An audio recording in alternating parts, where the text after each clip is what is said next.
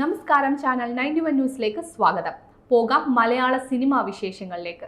ജയസൂര്യയുടെ കത്തനാരിൽ join ചെയ്ത അനുഷ്ക ഷെട്ടി. ജയസൂര്യയെ നായകനാക്കി Rojin Thomas സംവിധാനം ചെയ്യുന്ന കത്തനാരിൽ അനുഷ്ക ഷെട്ടി ജോയിൻ ചെയ്തു. സെറ്റിലെത്തിയ താരത്തെ ചിത്രത്തിന്റെ അണിയറ പ്രവർത്തകർ സ്വീകരിച്ചു. ശ്രീ ഗോകുലം മൂവീസിന്റെ ബാനറിൽ ശ്രീ ഗോകുലം ഗോപാലനാണ് ചിത്രം നിർമ്മിക്കുന്നത്.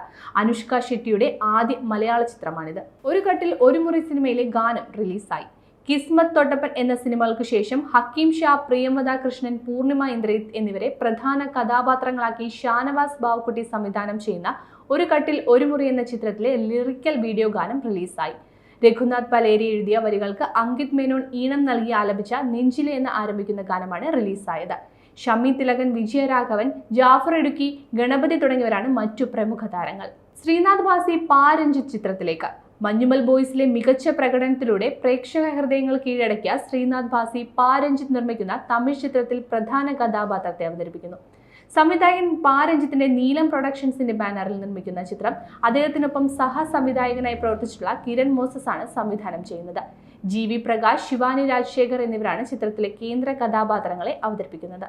Entertainment news desk, channel 91.